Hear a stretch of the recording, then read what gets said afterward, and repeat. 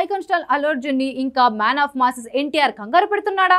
ఎందుకంటే ట్రిపుల్ తర్వాత దేవర హిట్ తో రాజమౌళి సెంటిమెంట్ ని బ్రేక్ చేసి నటుడు కాబట్టి తన ప్రతి అడుగుని అల్లు అర్జున్ ఫాలో అవుతున్నాడన్న ప్రచారం జరిగింది.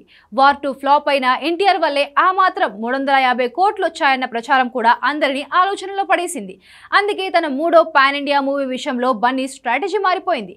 బాలీవుడ్ లో తన మీద ఫోకస్ పెంచేందుకు హిందీ హీరోలతో పరోక్షంగా ప్రచారం పంచుతున్నాడా? ఆల్రెడీ ఎన్టీఆర్ ఎవరితో సినిమా చేస్తే ఆ దర్శకుడికి టచ్ లోకి వెళ్తున్నాడు బన్నీ అంటూ కామెంట్స్ వస్తున్నాయి. తారక్ స్ట్రాటజీని కాపీ కొడుతున్నాడనే మాటలు వినిపించాయి. అందులో నిజమేముంది? ప్రస్తుతం రణ్వీర్ సింగ్ మాటలు తూటాల్లా పేలుతున్నాయి. ఆ తూటాలు ఎన్టీఆర్ గన్లోంచే వచ్చాయా? Have a look.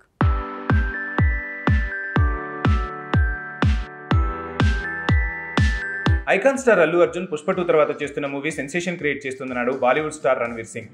తన వైఫ్ దీపికా పదుకునే కూడా బన్నీతో జోడీ కట్టింది. అట్లీ మేకింగ్ లో తను సైఫై మాఫియా బ్యాక్ డ్రాప్ లో సినిమా చేస్తోంది. బన్నీ జోడీగా ఉన్న ముగ్గురు హీరోయిన్స్ లో నెగిటివ్ రోల్ చేస్తుంది తనే అవడంతో తనది కీ రోల్ అని తెలుస్తుంది. ఇండియన్ సినిమాల్లోనే ఇంతవరకు సైఫై మూవీలు వచ్చాయి, మాఫియా బ్యాక్ డ్రాప్ తో సినిమాలు కనిపించాయి. కానీ ఆ రెండింటిని కలిపి వాటికి మైథలాజికల్ టచ్ ఇస్తున్న తొలి సినిమా అట్లీ అల్లు అర్జున్ కాంబినేషన్ లో వస్తున్న ప్రాజెక్టే. ఈ మధ్య ఈ సినిమా సెట్ లో కంటెంట్ తెలుసుకున్న రణ్వీర్ సింగ్ ఇది మతిపోగొట్టే ప్రాజెక్ట్ అని ప్రమోట్ చేశాడు. నిజానికి ఇది man of masses NTR style. War 2 టైంలో హృతిక్ ని ఇక్కడకు తెచ్చి తనతో తెలుగులో మాట్లాడించిన తారక్ ముంబైలో హృతిక్ ని ఆకాశానికి ఎత్తాడు. ఇదే ఇక్కడ ఎన్టీఆర్ ఫ్యాన్స్ ని అక్కడ హృతిక్ ఫ్యాన్స్ ని పిచ్చెక్కించింది. డెఫినెట్ గా ఇదో గొప్ప మార్కెటింగ్ స్టైల్. ఇదే బన్నీ ఫాలో అవుతున్నాడు. దీపికా భర్తని ఇలా తన సినిమా ప్రమోషన్ కి తానే పిలిచాడని తెలుస్తోంది.